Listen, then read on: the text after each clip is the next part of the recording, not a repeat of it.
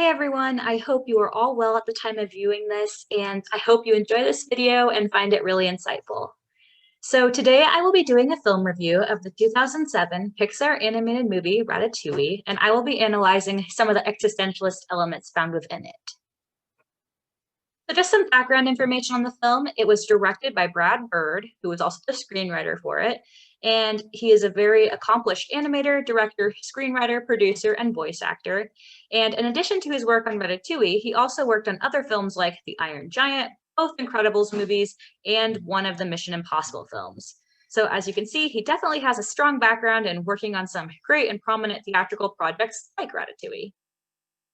The cinematography for this film was done by Sharon Callahan, who also worked on other popular Pixar films like A Bug's Life, Toy Story 2, and Finding Nemo, all of which have exceptional cinematography, and this film is no exception. Some of the main cast and prominent voice actors include Patton Oswalt, who plays the main protagonist Remy, Lou Romano, who plays Alfredo Linguini, and Peter O'Toole as Anton Ego, or also known as the food critic. And all of these individuals have worked on and been a part of other famous films and prominent theatrical productions, and each of them do an exceptional job of voice acting in this film. And all of them play their characters to near perfection.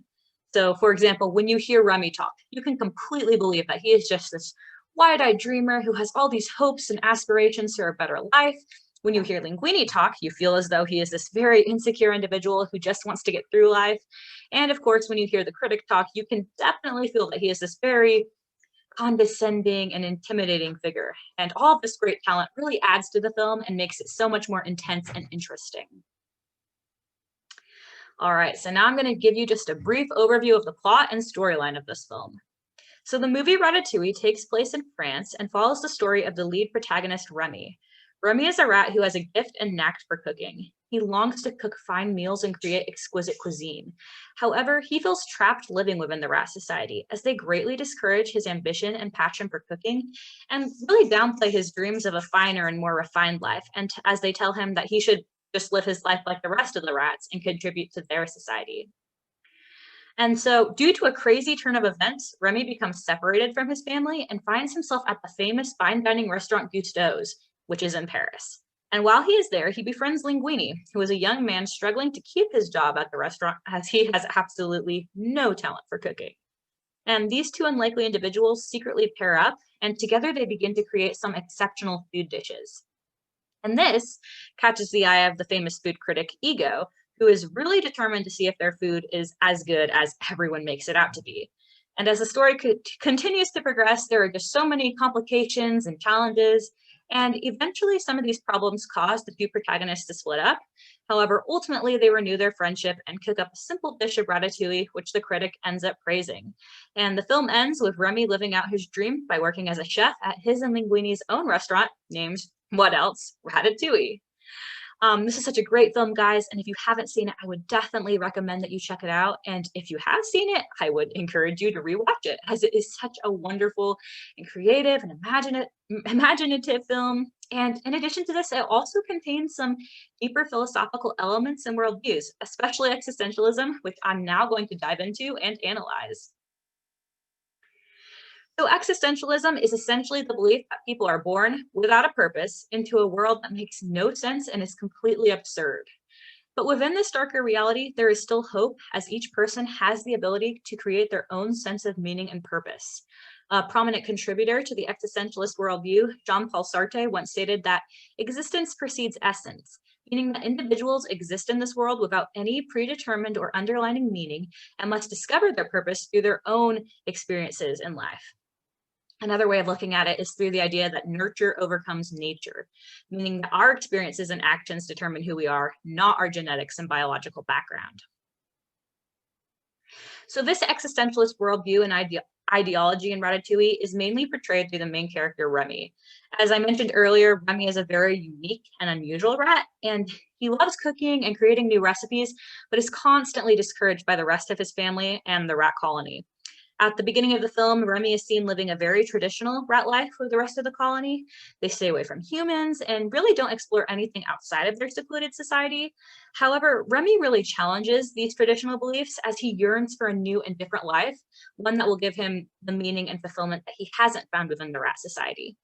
And eventually, as the film progresses, he begins to explore and experience this new life through his friendship with Linguini and his work and interactions at Gusteau's restaurant. And it is through cooking that Remy really for the first time begins to find purpose in life, which proves one of the main points of existentialism in that truth and meaning are found through tangible experiences rather than simply through ideas and contemplation. At some point in the film, Remy says, "If you are what you eat, then I only want to eat the good stuff." And this is a direct callback to existentialism in that you are what you do. It is your actions and experiences that define you, not your ideas and heritage. So if you want to be a good cook, you actually have to work to be a good cook. You can't simply be born with this natural talent. And this is seen through Linguini's character, as even though he's the son of a great chef, he greatly lacks any culinary talent and skill. However, Remy, even though he's just a rat, works hard to become a good cook, and his actions and hard work eventually pay off as ultimately he is able to become a magnificent chef. And again, this plays into the whole concept of nurture overcoming nature. And this is definitely one of the most prominent elements of existentialism seen throughout the film, as Remy constantly has to deal with others telling him that he can't be a cook because he's a rat. Most of the humans he interacts with, at least initially, think he can't be a cook as they view him simply as a pest and nuisance. The rat colony, particularly his father, constantly remind him that he shouldn't fraternize with humans and that he should just work and focus on acting like a normal rat because that is what he biologically is. And now I'm going to play a quick clip from the film that captures this argument and struggle over what defines an individual and gives them their identity. We're here.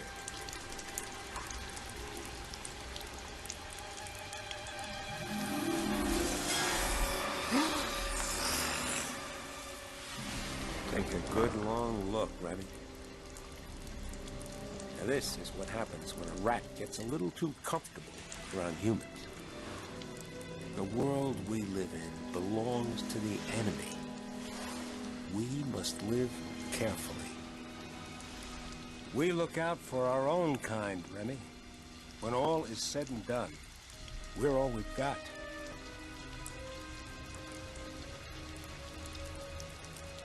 No. What? No. Dad, I don't believe it. You're telling me that the future can only be more of this?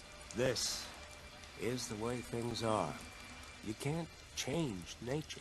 Change is nature, Dad. The part that we can influence. And it starts when we decide. Where are you going? With luck, forward.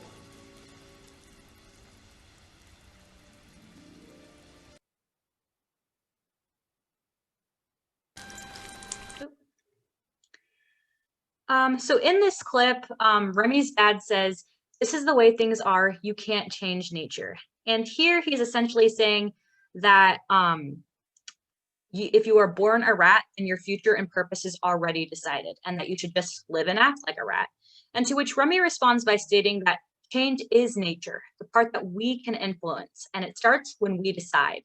And here Remy contradicts his dad argument with a very existentialist opinion, as he states that people determine who they are through their own choices, which refers back to the existentialist thought that individuals simply exist first and then only later define themselves through their own experiences and actions. Another element of existentialism that is seen throughout the film is alienation. Since people are born into an absurd world without any predetermined purpose and identity, they often feel alienated and separated from everyone else as they have not yet found their purpose and place in life. And Remy constantly experiences alienation throughout the film. First, he is physically alienated and estranged from both his family and humans, as neither of them accept his rebellion against this traditional rat way of life, but he is also alienated from himself. In a sense, he's almost a stranger to himself, as for much of the film, he cannot truly understand who he really is and what his purpose is in life. Is he a rat or is he a human? He just really can't find and understand who he really is. And it isn't really until the end of the film that he truly realizes who he is after reflecting on his experiences and actions over the course of this film. Another element of existentialism that is presented through Remy's character is the Übermensch, which is a term originally coined by Nietzsche, and it is used to describe and reflect the importance of overcoming traditional values in order to obtain something greater. And this concept is very, very clearly portrayed through Remy, as he definitely goes against the traditional values and norms set up for rats. And eventually he is able to overcome these difficulties of opposing these conventional and expected behaviors, as he is able to become an exceptional chef. While existentialism is definitely the main worldview presented in Ratatouille, there are also a few others that are briefly highlighted, one of these being naturalism. And this is mainly seen through Remy's dad, as there are a few scenes where he discusses the traditional rat way of life. And this mainly consists of maintaining survival and avoiding anything that would possibly endanger them or the rest of the colony. Another worldview that is presented is socialism or communism, and this is seen through the rat colony as they all work together for the good of the community. And so when Remy wants to go off on his own, he's looked down on because he is seen as a traitor by abandoning his expected duties to the colony. Overall, I believe that the filmmakers did a great job in incorporating elements of existentialism throughout Ratatouille. The one thing that some would say contradicts existentialism in this film is Remy's imaginary friend Gusteau. According to existentialists, an individual must not rely on external forces to lead them to meaning, but rather they must find and create their own purpose on their own. And Gusteau often gives Remy advice and serves as his guide throughout the majority of the film, which seemingly goes against the existentialist thought.